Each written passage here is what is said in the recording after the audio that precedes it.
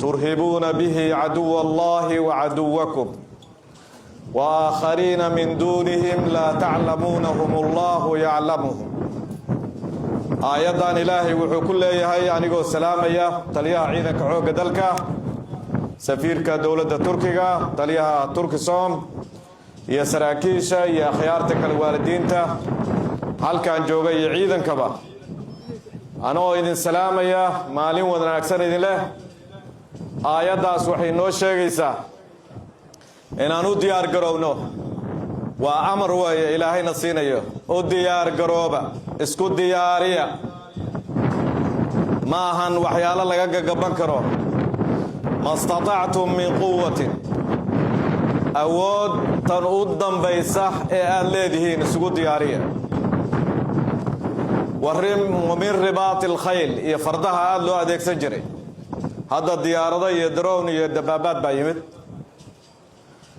maxaa loo samaynayaa oo loo diyaar garoobayaa turhibuuna bihi caduwa allahi wa caduwakum saad dhabarka uga jabisaan ugu argagixisaan oo idinkaga cabsadaan cadowga ilaahay iyo cadowgiinna idinka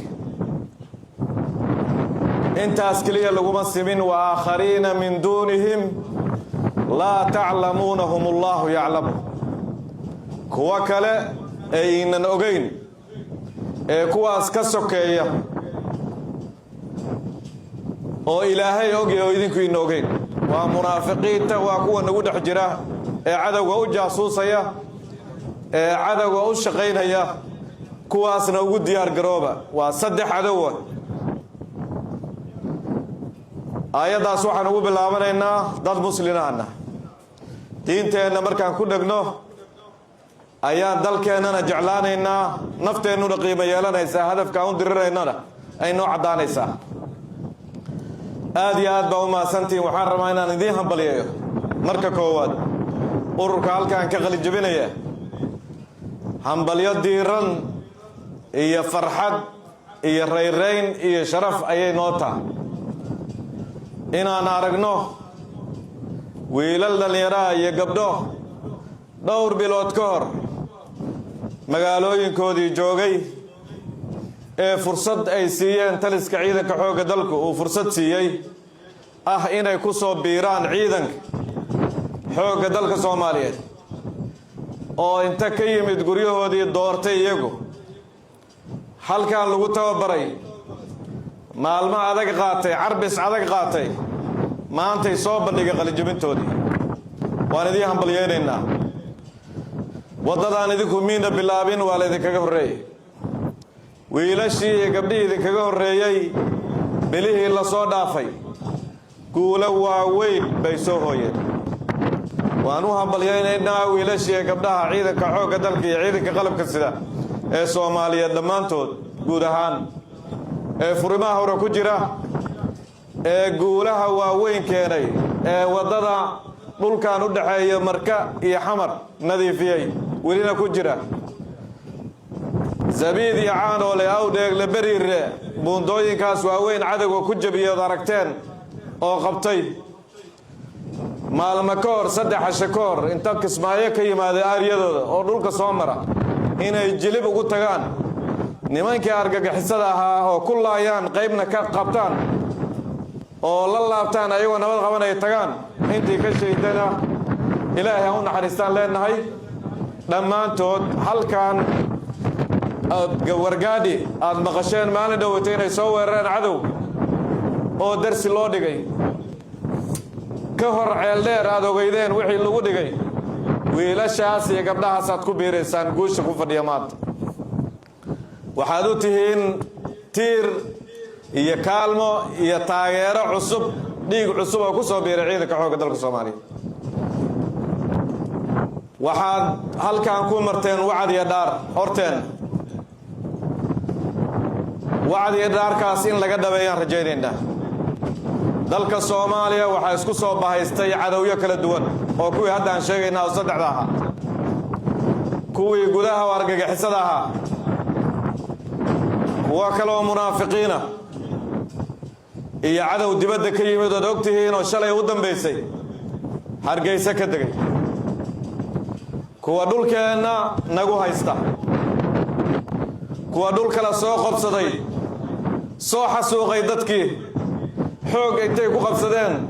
70 kun ka soo jeestay oo 19 kun oo kamid ay caruurtahay Falastiin Gaza kuwii xagga soo xasuuqay baa inaga noo yimid hadeertaan oo kuwa naga mida oo munaafiqiinta sheegayna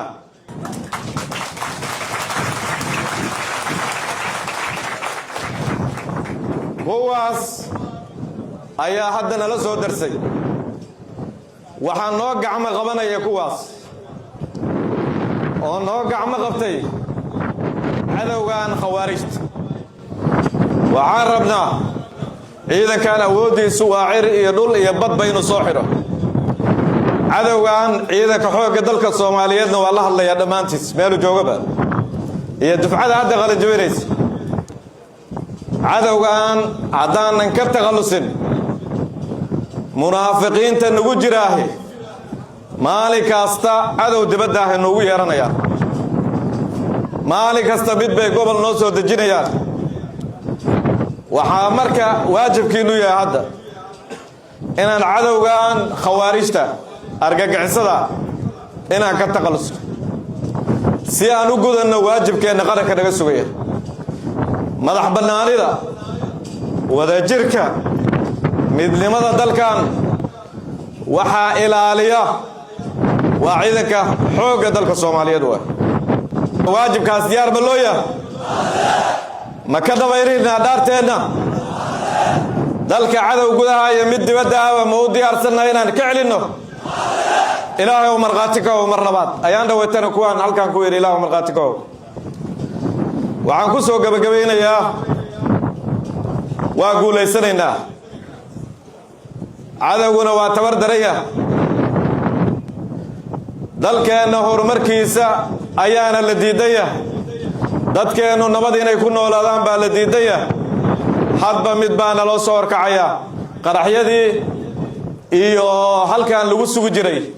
ciidanku furimaha hore ugu tageen runtii dadkii way nasteen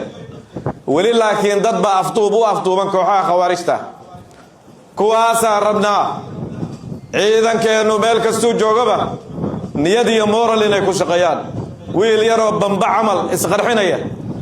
oo aan wax dana lahayn naftiisa u naxayn qof u naxaya jirin waalidkiis ka soo cararay caasi dalkiisa ku ah hooyadiis ku ah aabihiis ku ah diintiisa ku ah wiilkaas yarkaa waa ka guulaysan karnaa ee diyaar ma nahay inaan ka guulaysan waxaan idinkula dardaarmayaa ciidan waa wax adag wax fudud maaha laakiin ninka ragga ha doorta ninka ragga iyo gabadha ragga ah iyaduna shankaroonta ayaa doorta ciidan haddaad doorateen dalkiinnii maanta shahaadooyin baa laydinku wareejiyey shahaadooyin baa laydin siiyey laakiin waxa laydin siinayo waa ammaanadii dalka Soomaaliya amnigiisii difaaciisa iyo dagaalkiisa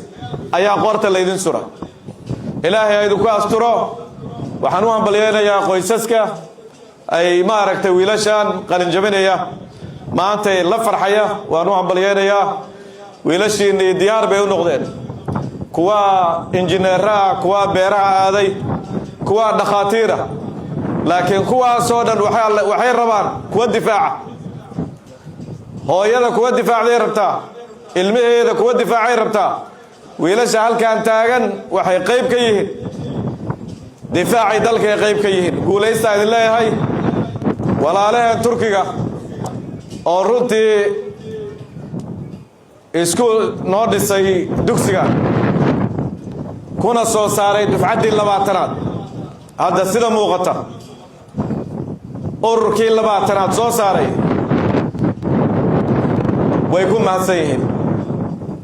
wax la heri kara maahan ciidankaada in lagu la dhiso dawladda kale oo nasaacidana way jiraan way mahadsan yihiin ayaguna laakiin dugsigani rag buu soo saaray commandos buu soo saaray commandosti dhaaranaysu soo saaray kuwa cadawga xanuujiyu soo saaray waxaa rabnaa mahadcelin ballaaran baan u jeedinaynaa safiirka iyo generaalka iyo dowladda Turkiga inta wakiilka ka halkaan joogta waxay soo saarayaan rag kaliya ma aan ciidane dhulka hoostiisa khayraadka nagu jirana waa noo soo saarayaan oo marna insha Allah labada madaxweyne isla daafureen badda khayraadka ku jira in laga faa'iideystay ka shaqeynayaan waxay ka shaqeynayaan waxbarashadii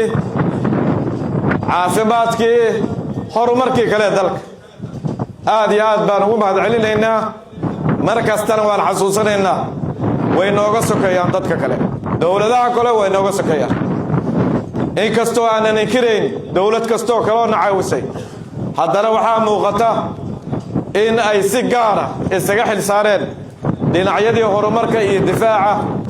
dalka iyo maalgashiga dalkaba aad iyo aad bay u mahadsan yihiin macallimiinteedii inta bartay ee Soomaalida lahayd ee Turkida lahayd iyagana waa u mahadcelinaynaa waxay noo soo saareen jiil adag wiilal adag bay noo soo saareen dugsiguna insha Allah way sii socon doonaan sida taliyuhu sheegay aad iyo aad baa u mahadsantiin guulaysta Allahu akbar Allahu akbar Allahu akbar walillahi alhamd